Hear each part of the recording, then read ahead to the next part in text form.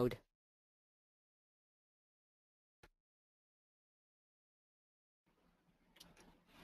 everybody. Welcome to our webinar tonight. This is Kelly Johns. I am the former president of the International Dyslexia Association Upper Midwest branch. Thank you for coming to our webinar this evening on Reading is Rocket Science with John Alexander, head of school at Groves Academy. A few housekeeping points. Just so you are aware, everybody who is attending our webinar tonight is muted. We do that so that we don't get a lot of feedback, so that you'll be able to hear John. If you have questions at any time throughout the presentation, you may type them in your question in the question area of the control panel, and we will either answer them as we go, or we will have John read the questions and answer as many as we possibly can at the end of the webinar. So go ahead and utilize that questions area of your control panel, and we will answer your questions as we go. To introduce John Alexander is currently the head of school of Groves Academy, a private grade 1 through 12 high school in St. Louis Park, Minnesota that teaches students with learning disabilities and attention disorders. Prior to coming to Groves in 2005, John was head of the Greenwood School in Vermont, a boarding school for dyslexic boys, and the school featured in Ken Burns' documentary, The Address. He also headed the Chartwell School for dyslexic students in California. John holds a master's degree in reading and language disabilities from Harvard University and has taught graduate-level classes in language structure and in diagnostic prescriptive teaching. John served on the Minnesota Board of Teaching's State Reading Task Force and was instrumental in the creation of new reading rules to better prepare teachers to teach literacy skills to struggling and emerging readers. He's recently been asked to serve on a national committee for reading reform, and I would like to add he also sits on the advisory council for IDA-UMB. So we very much appreciate John's support. Without further ado, I will introduce you to, or I will give you to, John Alexander. Hold on one second, John. Let me make sure I unmute you here. Okay. Well, welcome, everybody. I'm glad to be here tonight. I just want to let you know that when creating this presentation, I didn't realize we had just an hour, and it really runs longer than that. So some slides I'm going to move through very quickly. Others I'll stay with for a longer period of time. I'm hoping that you'll get out of this that reading really is a very complicated process and is very difficult to teach well and needs to have highly skilled and knowledgeable teachers to teach these foundational skills to both emerging and struggling readers. The presentation's title, Teaching Reading is Rocket Science, I stole from my mentor, Louisa Moats, who's one of the leading reading researchers in the country and who has helped thousands upon thousands of students become better readers through the teaching of teachers. So I think we're operating from the assumption that, that I feel very strongly about, and that is that the development of proficient reading ability is the single most important skill a child can learn by the end of third grade. Without a good reading, a proficient reading ability, there will be no learning in content areas, science and social studies, and even mathematics. So I also now want to talk a little bit about the costs, not only to society, but to the individual that illiteracy brings. But before doing so, the reading truth. Again, reading is an incredibly complex, unnatural process. Unlike learning to speak, our brains are not wired to learn how to read through mere exposure to print.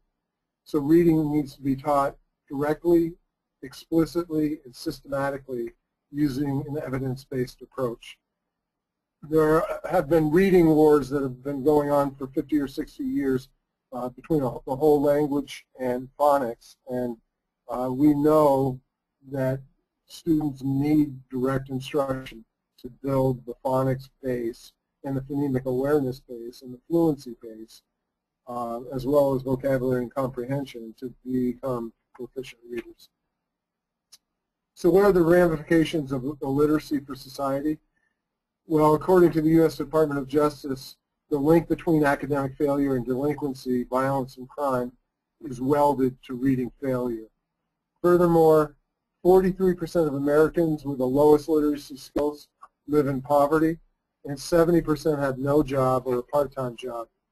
Only 5% of Americans with strong literacy skills live in poverty, and that comes from the National Institutes for Literacy. 75% of unemployed adults have reading or writing difficulties. 70% of the inmates in America's prison systems can't read above the 4th grade level. You wonder how many people in society we could have saved in incarceration if they had learned to read in school. And at $35,000 a year minimum to incarcerate an inmate, you could take a fraction of that money. We take less than 5% of that money and put it towards reading programs and have students who aren't in, or inmates who aren't in prison because they failed to learn to read. And maybe the most staggering statistic that I know is that there are actually states in the United States that build prisons based on the illiteracy rates of middle school students. And that was given by Dr. Leslie Morrow, the president of the International Reading Association, in a Children of the Code interview. And I'll have a list of resources at the end of this presentation, and Children of the Code is a great site to learn more about the teaching of reading.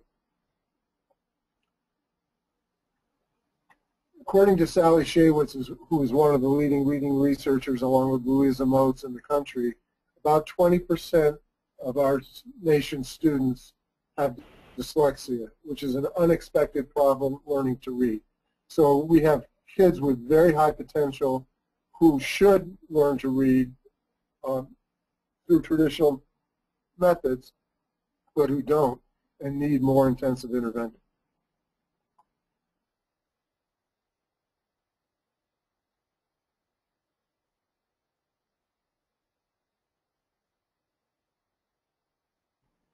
They don't have an adequate understanding of what they read, and 30% plus of 4th graders do not have basic reading skills. That is, they cannot decode the printed word from the page. And that's according to 2011 NAEP scores, NAEP standing for the National Assessment of Educational Progress. And this is a really staggering statistic as well, and it comes from studies sponsored by the National Institutes of Health. There's only a 25% chance a child who is not reading by the start of 3rd grade will ever reach grade level as a reader in his school career. So it puts a premium on early identification of students who have learning issues. Unfortunately, we do not screen children well enough or universally enough to detect children with learning issues or reading issues in the early grades. There is a very conscious effort in the school systems to move from learning to read in K through 3rd grade to reading to learn in 4th grade and beyond. So we usually do not see students with reading challenges or reading difficulties until after 4th grade when they hit the wall.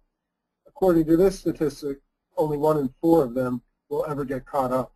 And that's only if they're provided the right intervention for the difficulty that they're having learning to read. Too many don't. And they, again, many of them end up dropping out of school, taking the wrong path in life, and ultimately either being unemployed, underemployed, or in our prison system. Each of those consequences have serious implications to society and to our tax base. They're not contributing to the tax base. In fact, if they're incarcerated, they're taking away from the tax base. So we can make a really strong economic argument that reading intervention, primary prevention in reading intervention is economically prudent rather than letting the problem go. I liken it to the America's healthcare situation. We can spend pennies on the dollar on primary prevention, or we can spend tens or hundreds of thousands of dollars on tertiary critical care. The same is true in reading.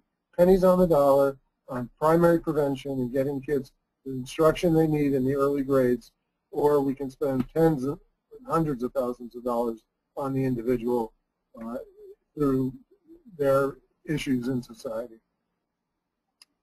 From a research perspective, these are the characteristics of good reading instruction: that we have an appropriate scope and sequence of skills that are developmentally based, that the instruction is direct and explicit, that the instruction is diagnostic and prescriptive. And what I mean by diagnostic and prescriptive is that a good reading teacher, a good literacy teacher, a reading and spelling teacher, is diagnosing all the time the errors that students make.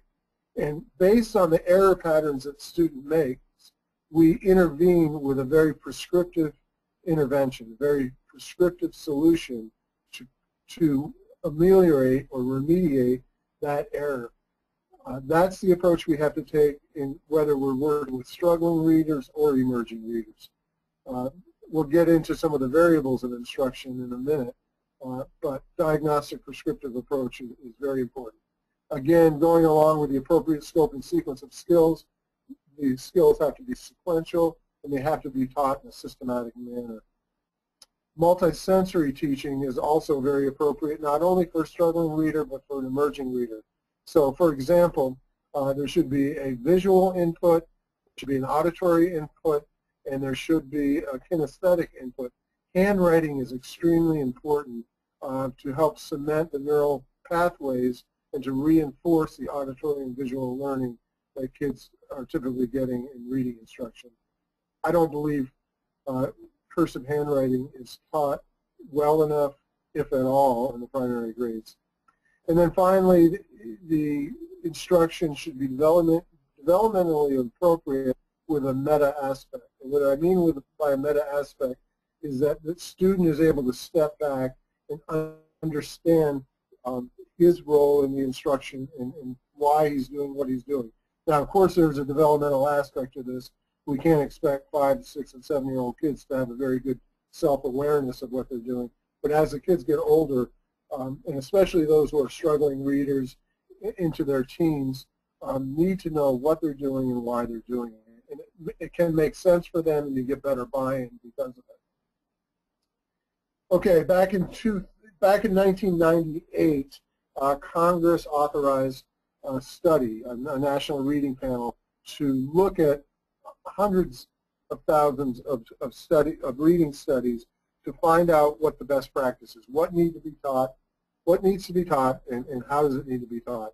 And they came up with 5 strands that really need to be explicitly taught. Phonemic awareness. I'm going to get into each of these strands in a moment, but phonemic awareness, sound awareness, phonics, symbol sound associations, fluency, and fluency has 3 aspects. I'm only going to talk about 2 tonight. Rate and accuracy. If students aren't accurate readers, they're not going to be able to comprehend because they won't have read the words correctly. But rate is also important. A student can be a very accurate decoder of words, but if he's spending so much mental energy in the decoding of words, they won't have enough mental horsepower, cognitive processing power, to make sense of what they read. So we need to teach the automaticity of those basic symbol sound associations and syllable parts and morphemes and morphological structure so that kids can become automatic and fluent. Their rate can improve. We see a lot of that at Groves, where we teach word attack skills, and they're extremely accurate, but they're very slow and comprehension suffers. Finally, we have to teach vocabulary very explicitly. Without the vocabulary, comprehension doesn't come. And just because students become phonemically aware, have good symbol sound correspondence, are fluent, and have enough vocabulary to make sense of comprehension, we can't assume that the final strand comprehension is going to be there. Kids need explicit, direct instruction and comprehension strategies just as they do in the other 4 strands of reading. So what is phonemic awareness? It's really, it's the ability of a child to segment, sequence, and manipulate sounds within words. So if you have we know that by the middle of 1st grade anyway, that a child should be able to tell us that cat is comprised of 3 distinct sounds. And if they can't break it down into 3 distinct sounds, then it becomes very difficult for them to be able to take an abstract representation, a grapheme, a letter, and map it to that sound. So that comes first, and we have to be aware that some kids break down at this very foundational level, and they need interventions at that level. And that's what I'm talking about, diagnostic prescriptive. If they're breaking down at the phonemic level, they need a phonemic intervention, not a phonics intervention.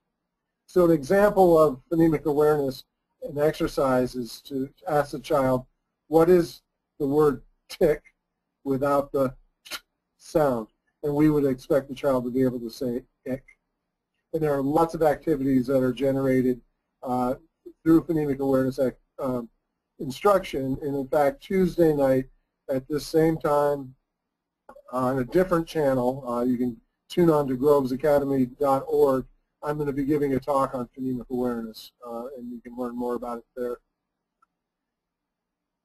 And it's also really important to understand that speech sounds differ from orthographic system. Our orthographic system is simply our spelling system.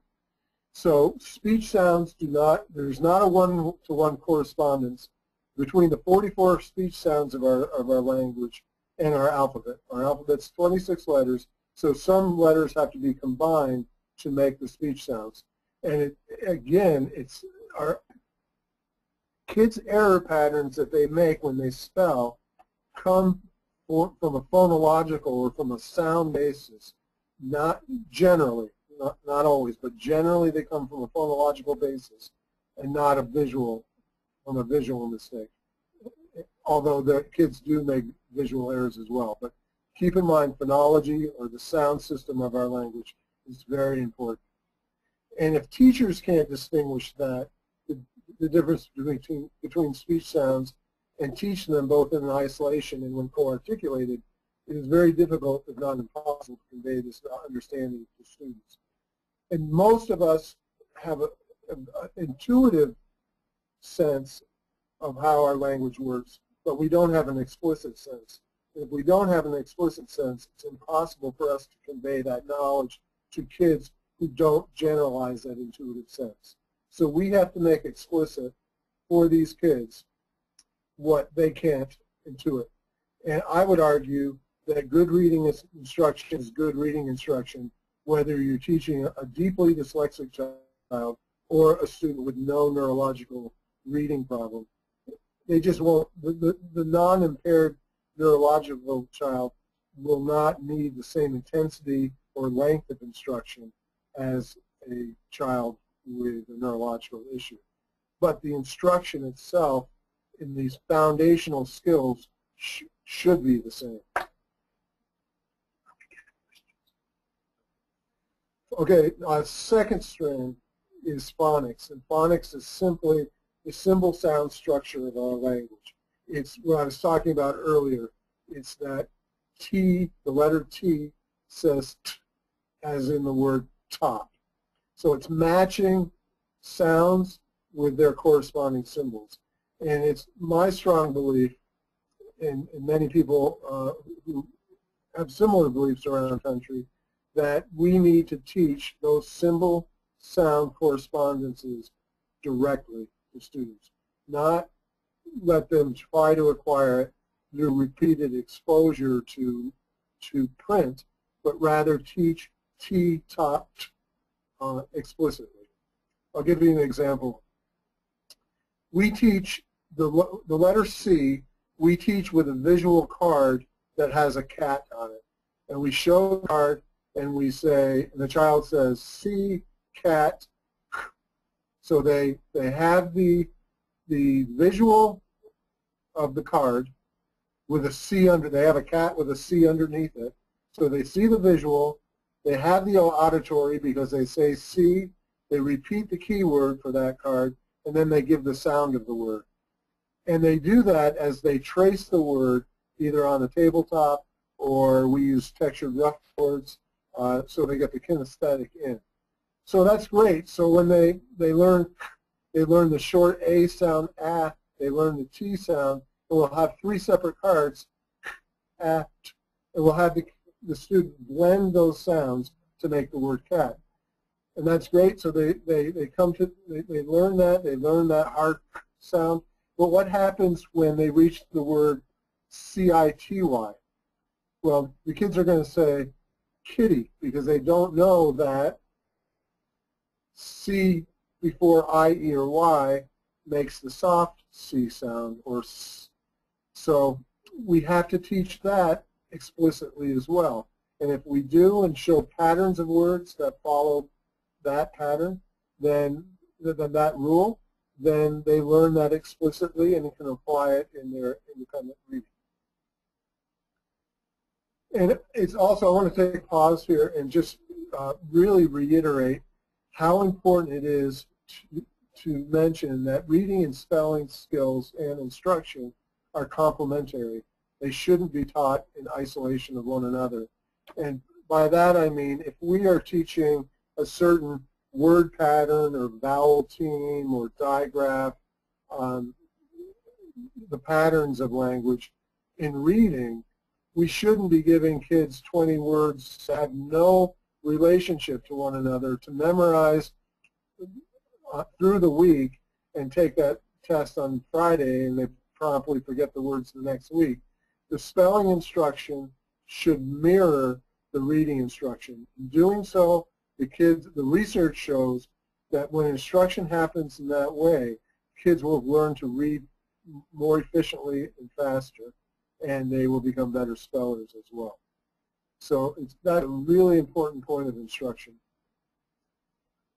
So again, if the student is learning the C before I, E, or Y rule, they should read and spell this pattern of the rule using controlled word lists instead of giving that 20-word list to memorize on Monday and the test is on Friday.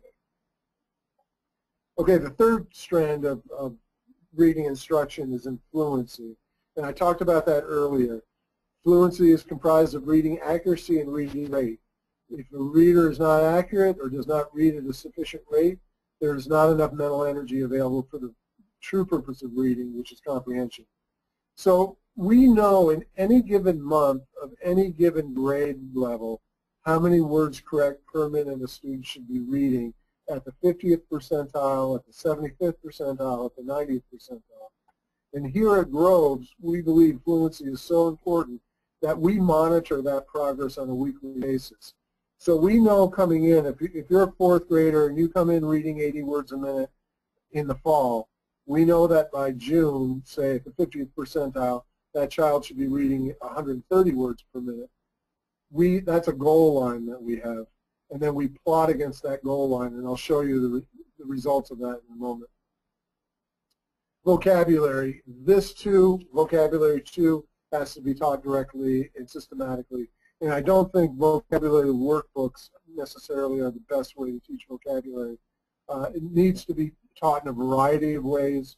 Vocabulary needs to be pulled from the reading passages that the kids are using. Just like it is in content areas, it needs to be pulled out in literature as well. I'm a big fan of teaching morphology. Morphology is the sound, the meaning structure of words. So morphemes are the smallest word parts that convey meaning. And we have to have kids, we need to teach kids explicitly what prefixes and suffixes mean and how they affect not only the pronunciation of words, but the spelling of words. And that should be done very directly and systematically as well. So this is an example, I'm going to go through very quickly, of a morphology lesson that I gave a student many years ago. And we were pulling apart the word important. And we found out that the IM was really IN, and it's called a chameleon prefix. The M came about because of the P, important. It's an assimilation there's a phonological mouth movement going on, but IM means inner, into. Port in Latin means carry, and ant is an adjectival suffix. So I asked the student, how does carry into, literally carry into, come to mean very great or highly valued? And the student was a very bright dyslexic kid, an IQ of about 130, and couldn't read when he first came to us. He said, well, he just paused a few seconds and said, well, John, that's very easy. We're on a first-name basis. That's not a hard question. It comes from the Roman times, and if you were carrying something from one state to another, that must have been of very great value, or you wouldn't have taken the time and means to get it from one place to another. So, and I think that's just a brilliant observation and insight on his part. But this is the level at which we need to teach and engage kids. And we actually challenge kids to become linguists, to become word scientists. And in doing so, it really motivates them. So we also use analogies. I'm going to go through very quickly. I don't have time to get into this, but you can see it. Analogies are very effective in vocabulary to kids. They really they love the challenge. We keep a separate notebook and put unknown vocabulary words from the analogies in the notebook, and we come back and I have them use them in sentences, and we'll quiz them on it, things like that. But it's a great critical thinking exercise, forcing kids to understand relationships between ideas and words. Comprehension also, I'm going to go very quickly through this. We need to teach comprehension explicitly as well. There are different strands of comprehension, main idea, detail, cause and effect, inferential, interpretive. We need to teach comprehension not only in literature, but in expository text and text structure.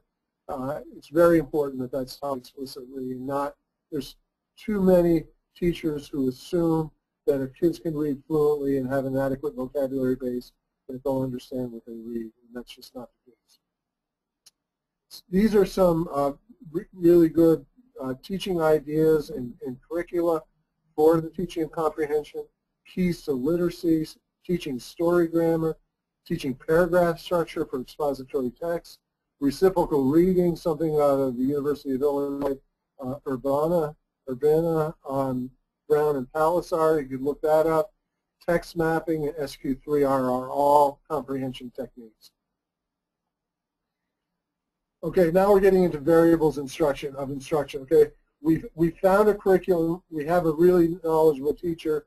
What variables can we play with to help struggling readers, especially, learn to read? Well, the instruction itself, right? So there are such varying degrees of curriculum that's out there. There's some basal readers that are out there that are just so misinformed, missequenced, very poor examples of word patterns that are shown. If we have bad curriculum, a highly skilled and knowledgeable teacher can take bad curriculum and work magic with it to make it work. But there are far and few between highly skilled and knowledgeable teachers. And I'll get into that in a moment. But the curriculum itself, and I'm going to go through some good reading curriculum in a minute, the intensity of the instruction is a critical variable. And what I mean by intensity of instruction is how big is the class size. So obviously, if you're providing reading instruction to a class of 20 students, that's not a very intense situation for the student. If you're in a small reading group of 5 or 6 students, that's much more intense, and those students are grouped by skill level or ability or instructional need. That's a much more intense environment for the student. They're going to get more feedback than a student is going to get in the class of 20. The most intense instruction, obviously, is one-on-one. Frequency of instruction. how often does that instruction have to happen for that gap to close between where the child should be and where he currently is? So at Groves, we do something called double dosing. And the child, if the child is behind in his charting, and I'll show you some charting in a minute, then we will double dose him and give him a second period of reading instruction during the day. We won't take him out of his normal reading class, we'll just add to it. And then the fourth variable is duration of instruction. How long does that intervention have to happen to close the gap? And the only way that we can know that is if we're continuously progress monitoring to see that the gap is closing and to know when the gap has closed. And I'll get into progress monitoring in a minute. But by and far, the most important variable of instruction that research shows over and over and over again is the knowledge and skill of the teacher. Do they have the depth of language structure knowledge to be able to convey that knowledge to their students, whether they're emerging readers or struggling readers? And as I mentioned earlier, we teachers, by and large, have a very good intuitive sense of reading and spelling and the underlying structures of language, but they do not have an explicit sense of that. And without the explicit sense, it's impossible to convey the knowledge that struggling readers need to be able to close the gap and get the intervention that they need. So I can't stress enough how important knowledge of a teacher is. And unfortunately, in our colleges of education across the country, we are doing, and this is not just colleges of education's issue, this is state standard issues as well. States do not have high enough standards of knowledge for soon-to-be teachers to adequately teach kids to read. So it's a state and college of education problem. They share the blame, and we need to do better in preparing our teachers. In many, many states across the country, teachers only need to take one intro class to reading to get their teaching license, and that just isn't enough. Okay, so now I'm going to talk about a literacy framework. Let me pause for a minute. I hope, I'm going through pretty quickly, but I hope I'm conveying to you just how complex reading is and how deep a teacher's knowledge has to be a good reading teacher. The content level, the content knowledge that an elementary school teacher needs to have in reading is really master's level work. So at Groves, we implemented a literacy framework about 4 or 5 years ago. It has 4 components. And let me just say before I go into the components, we saw very, very good results prior to implementing this literacy framework. And we're working with kids who really struggle with reading, who have a neurologically based problem. So our results, we were getting over a year's worth of growth in reading comprehension and reading fluency for each year that they were in Groves. Unfortunately, the kids coming to Groves had been making less than half of a year's progress in reading fluency and reading comprehension prior to coming to us. So the longer that they were without us, the bigger the gap grew, and it took, in some cases, it took many years to close that gap. We implemented this literacy framework, and our results were significantly better. The 4 components are quality core instruction, having a very knowledgeable teacher with a good curriculum, using data to make informed decision-making decisions, making informed instructional decisions. We have to use formative and some summative assessments in our decision-making process. We use a response to intervention model, which I'll describe in a minute. And finally, we make time for professional collaboration for students who aren't making adequate progress. So if a student isn't making progress, we stop We gather together as a team and we discuss solutions. So using that literacy framework and looking at quality core instruction, here are some really proven, in my mind, proven curricula. It all starts with the mothership, Orton Gillingham. These other programs, these other curriculum underneath Orton Gillingham are developed materials and scope and sequence of skills that various publishers have put out, and they include, and they all stem from Orton Gillingham instruction. Orton Gillingham was designed, was a very deep training phonics method, and these other systems designed for one-on-one instruction or small group instruction. The rest of these are actual curriculum that could be implemented within a classroom. And they are Wilson Reading Systems, Foundations, which is part of the Wilson Reading System, Slingerland, Herman, Alphabetic Phonics, Barton Reading Systems, and Sonde Reading Systems.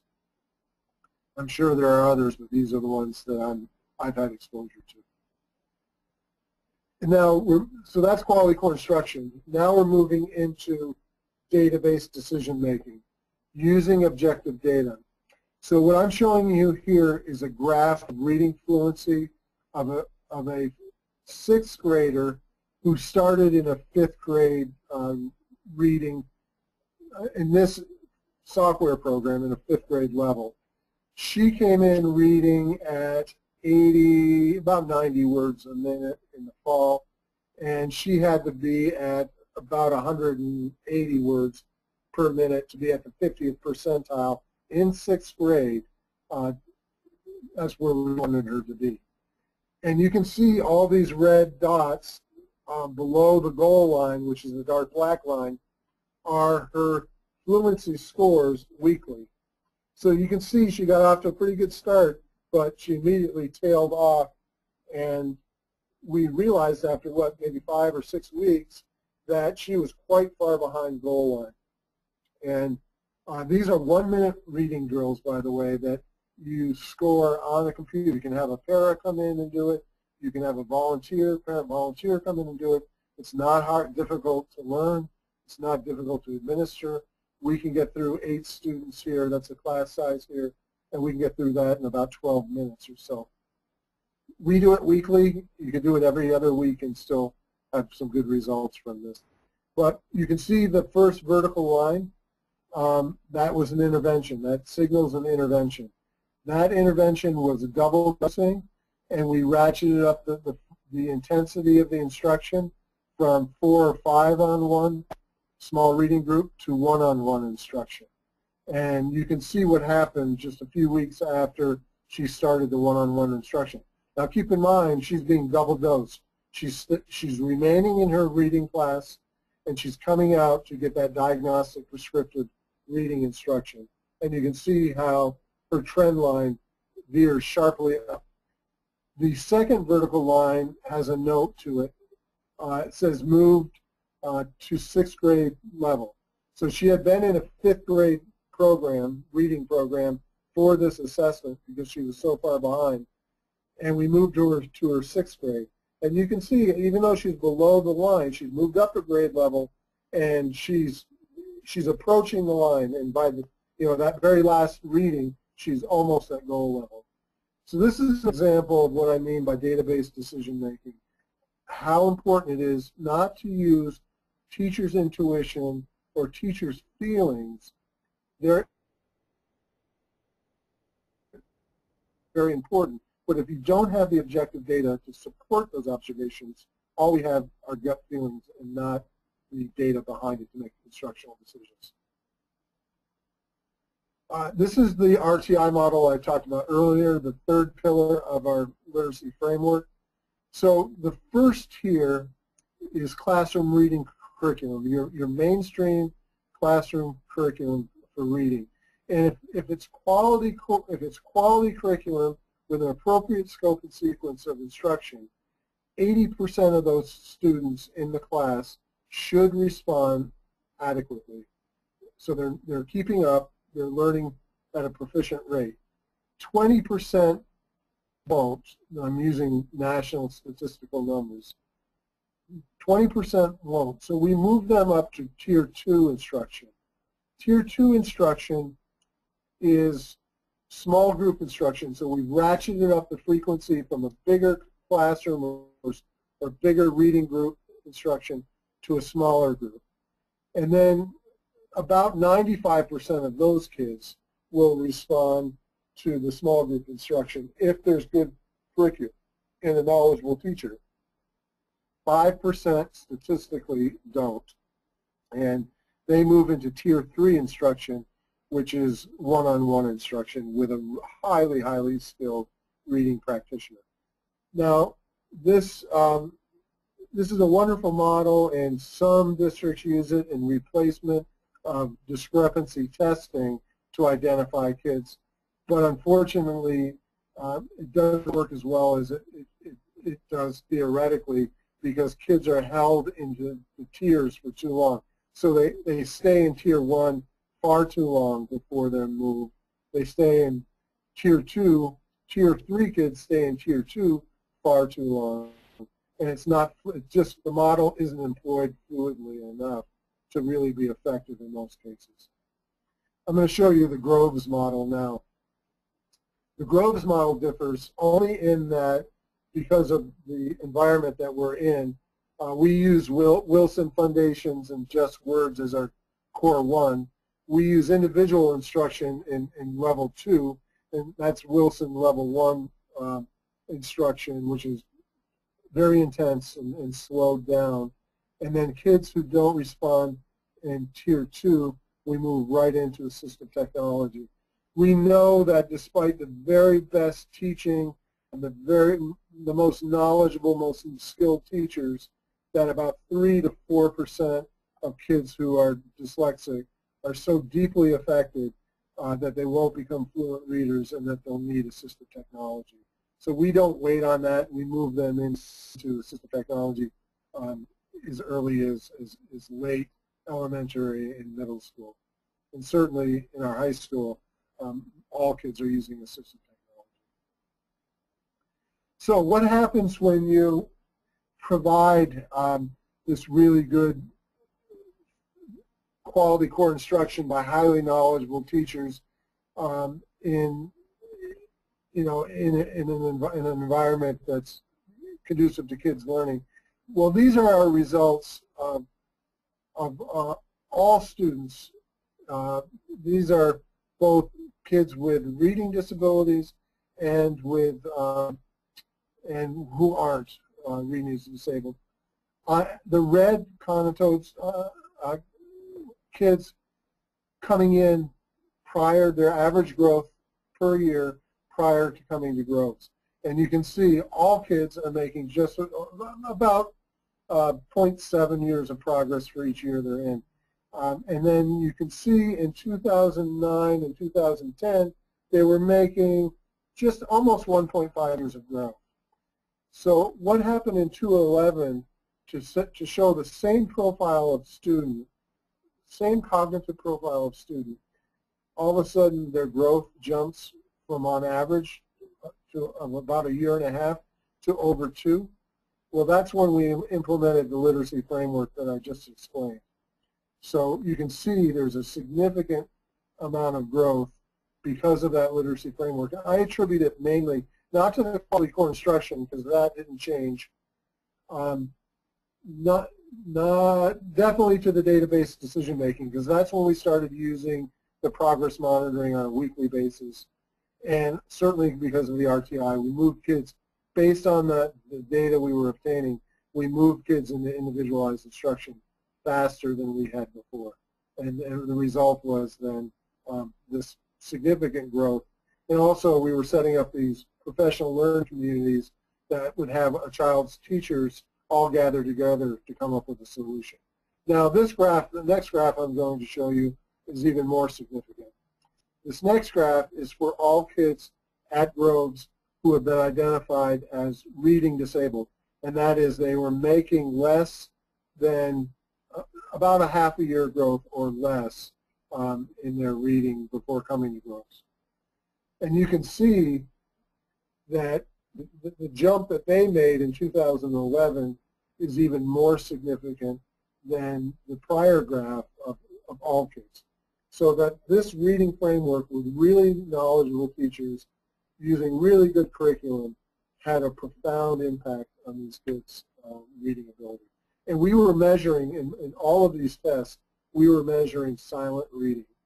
So I know, I can infer from that, well, I know because we have similar test results in fluency, but I can look at these silent reading gains and tell you definitively that their fluency scores went up too, because if their fluency hadn't grown, they wouldn't have been able to read the words off of the page in a timely manner. So now I have a couple of examples before we get into questions of why it's so important to have a strong understanding of language structure to be a good teacher, literacy teacher, both reading and writing. So remember what I said earlier when I opened this talk, that most kids' errors in spelling are phonological in nature. They're sound-based, not sight-based. Okay? So that's the hint. And given that, and you can feel free to type in your answers here. I'll wait a minute and read some of them. But what is this child trying to spell? This is an actual mistake that I came across 10 or 15 years ago when I was working with kids, and I've since moved on to working with teachers. But what was this child trying to spell? Yeah, many people, somebody typed in grass, Greece, girls, and remember what I said, that most errors are phonological in nature? This is a good example. What you have given me in grass, Greece, and girls are your orthographic or your sight representations of this word. This young boy, I think he was about 10 years old, was trying to spell the word dress, as in the girl is wearing a pretty dress. And if you think about what's happening, and you can't see me, so you can't see me pronouncing the word dress, but if you say to yourself, dress, you are not making the D sound, duh. We do not say dress. The girl is wearing the pretty dress. In preparation for the sound in dress, our mouth is rounding itself, and it's when you make the D sound, it's with your tongue at the top of your palate, and you're saying the. When you make the J sound, as in jump, you are rounding your lips and producing the sound. And that's what's happening in this word dress. The child is feeling the sound of J. He's associating it with the letter G, which is made in the same part of the mouth as the J. This could have very easily just have been JRS. Okay, so this is a phonological issue. We call it an issue of co-articulation of the D and the R. The R is making the D sound like J, and the child is associating J with the letter G. Okay, so that's the error. So how would you teach that? I would, and this is true for every single DR blend. So I would get a list of words with DR and have the child pronounce each of those DR words. Drip, drop, make up a nonsense word, drump, drink, and so on and so forth. And every single time your mouth is going to do exactly the same thing. I'd also put a mirror up in front of the child and show him how his mouth is rounding off that D into a J. So they can feel it, they can see it, and they can learn that that kind of construction is a DR instead of a GR. Okay, based on what you just learned, what's this child trying to say? spell.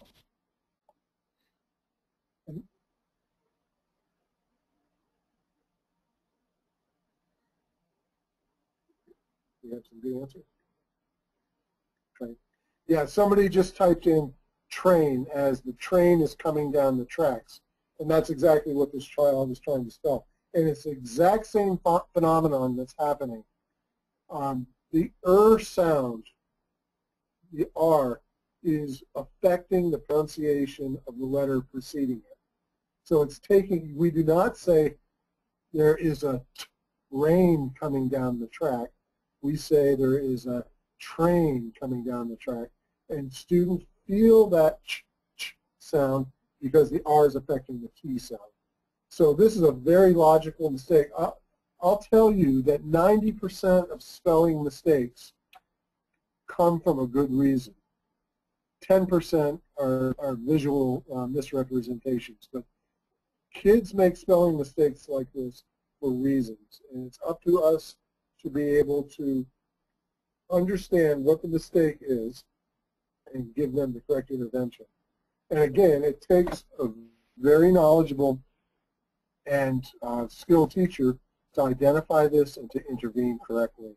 And I'll tell you, I learned in my graduate work, I learned more about the structures of language in linguistic classes than I did in reading classes.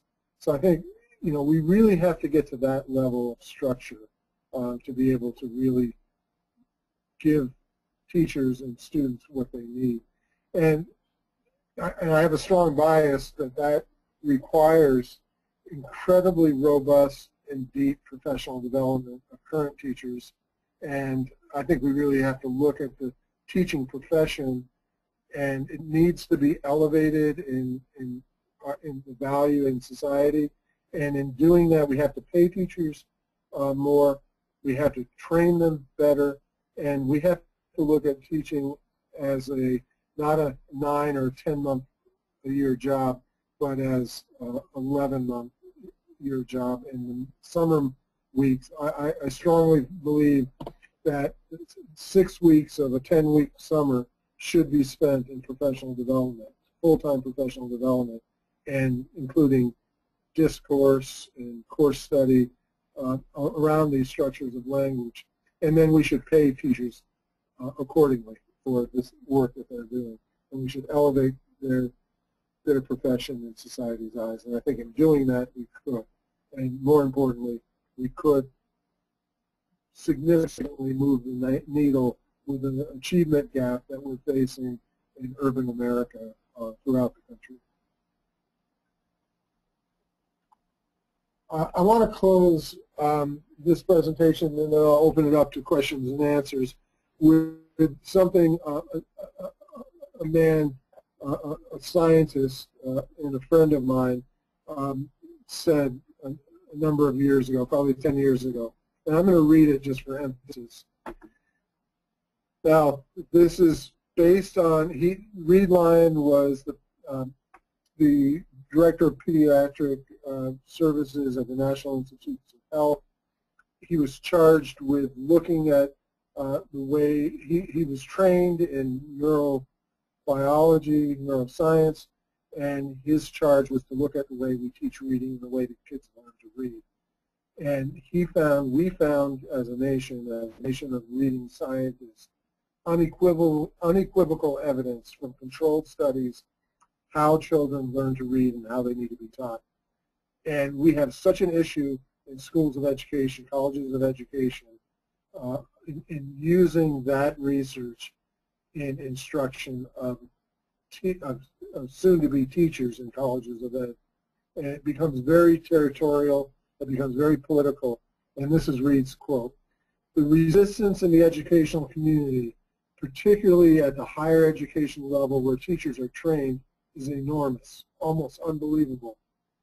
When you show people objective information, non-philosophically driven research, that for these kids, these interactions work very productively, such that where a youngster was at the 10th percentile in reading before and is now at the 60th percentile in reading, and you can show that time after time but you still see substantial resistance from the educational community, it begins to tell us that many of these issues are way beyond the kid issues.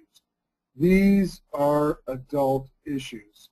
They are fascinating adult issues where human beings are latching onto their beliefs, their assumptions, their egos, and their careers, rather than looking very clearly at what works, what doesn't, making sure people know what works, measuring it, and getting these kids up to snuff.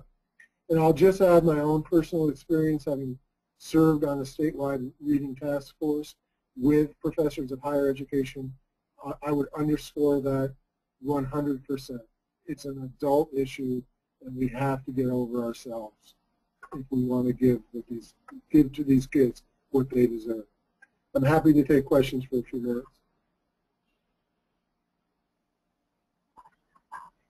Okay, the question is, what would be a good starting point for teaching a 4th grade reading support class in terms of prefixes, roots, and suffixes?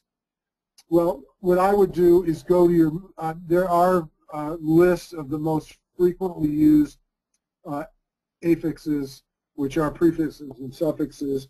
You know, start with your past tense, your, even your plural endings, in the spelling rules for plural endings. Go to a high-frequency morpheme list and pull your most frequently used first. There's also a really good resource from Sopris West, which I believe now is Sopris Cambium. It's called Roots Point. I know it's good because I was a co-author, and it's a bunch of reading morphological exercises for kids based on morpheme frequency. Is a specific reading comprehension disability the same as dyslexia? It could be, but it isn't necessarily. Dyslexia itself, first and foremost, is the difficulty decoding or translating from print to word the printed word. Now, so with that said, you can be dyslexic and have difficulty with decoding and still have a comprehension issue. There may be a deeper level language issue or some other cognitive processing issue that's affecting comprehension. But no, conversely, you can have kids who are very fluent readers and phonics instruction wouldn't be appropriate at all for them, but who have comprehension issues because they have other underlying issues. That was a great question. I am a parent of 2 severely dyslexic boys, 4th and 6th grade. They are at a private school using Kurzweil and modifications, but very little remediation as we live in a small community. No one trained in Orton-Gillingham within 60 miles. Is there a home internet program that we can use daily for language remediation? That's another great question. We are working on a homeschool reading program here, but it won't be ready for a while. I would go to the quality curriculum that I mentioned. If you could get trained in Orton-Gillingham, or there's some, I think some of these programs also have online learning. So go to those, go to their websites and look them up and teach them yourselves if you can't find a tutor. Question is, would you recommend using tongue twisters and rhyming couplets to help build the phonological piece in first, second grade students? Absolutely. Yeah. And again, if you want to tune in Tuesday night, go to grovesacademy.org and you can log into our webinar there. I'll be going through lots of activities, but yeah, you're right, rhyming. Dr. Seuss is great, and not to read, but just to have the kids repeat. Teach them, I say bake, you say cake. I say make, you say take. Things like that. Rhyming is great. Tongue twisters, as long as they don't twist their tongues too much, I suppose, are good too. But good question. What do you think about the reading licensure programs that exist in Minnesota? Are you familiar with any of them? Yeah, I am familiar. I'm familiar in that the reading standards that my group came up with for the Reading State Task Force caused all 28 universities and colleges with elementary licensure programs to change their curriculum to have more reading courses. I don't know the specifics of which programs might be best, but I do know that they all had to change their programs. I can say that the St. Thomas University's graduate program in special ed is excellent for reading instruction. We have a lot of our teachers here come to us very well trained from St. Thomas. Can you elaborate a little more on progress monitoring? Yeah, the progress monitoring graphing I showed you earlier is called Ames Web, and it's a software system that you can use and automatically. You just type in the student's mistake. You're actually using a mouse to identify where the mistakes are made, and then it automatically generates the graph. And there are reading fluency tables.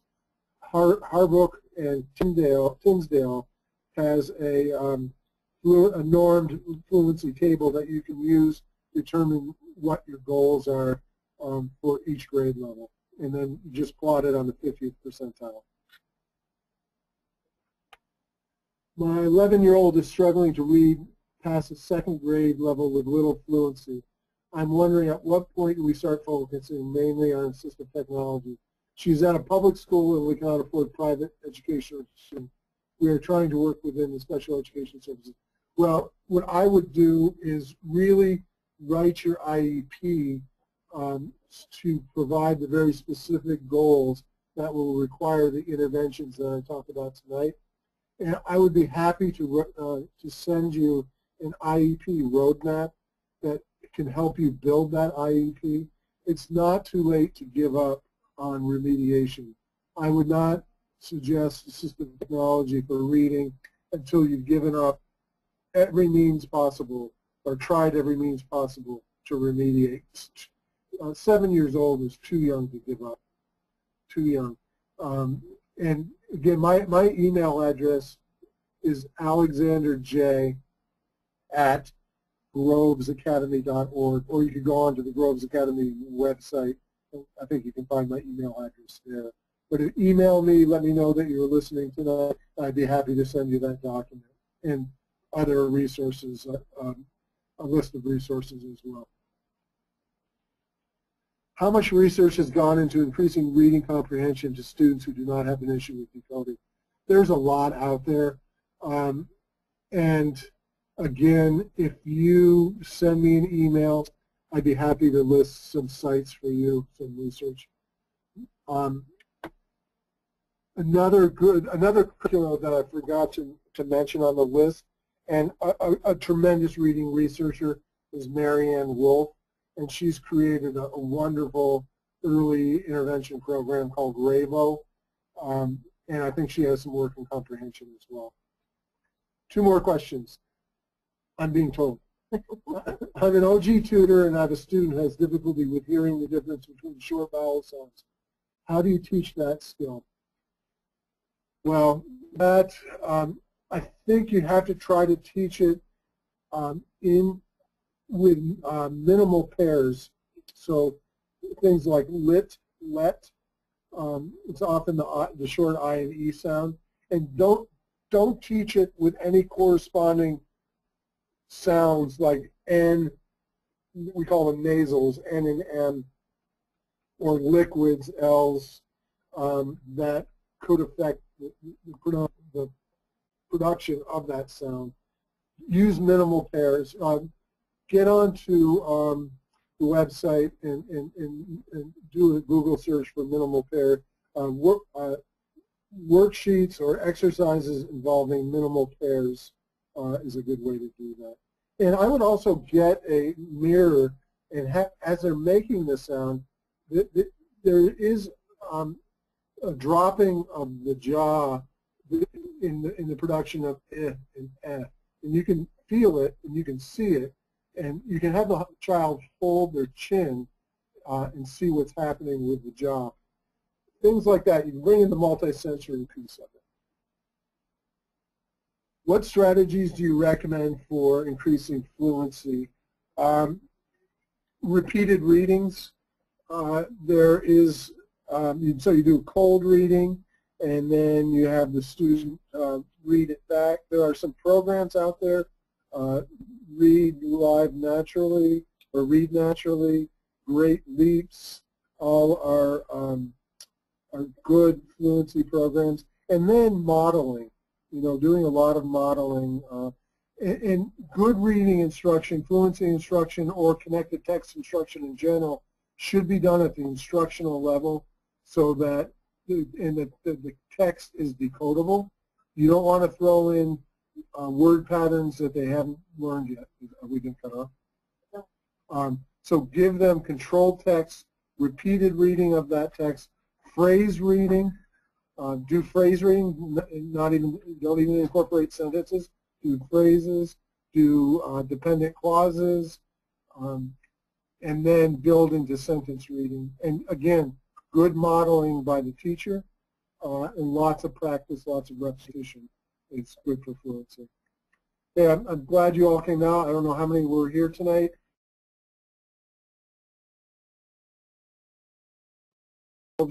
Website, because we have over 50 workshops, many of them, if not most of them, webinars through the course of the year, and you can get unmuted. They're all listed there, and many are around reading. There's some on ADHD and some on assessment as well. Thanks for coming out tonight, and again, if you have any questions, don't hesitate to email me at alexanderj@grovesacademy.org. Have a good evening. Thank you, John, for joining us, and thanks everyone else for coming tonight. We'll be receiving the presentation that will be emailed to all attendees, and you are welcome to contact John as he suggested, or contact us as well at www.IDA-UMB.org, or give us a call at 612-486-4242. Thanks for joining us. Have a good night.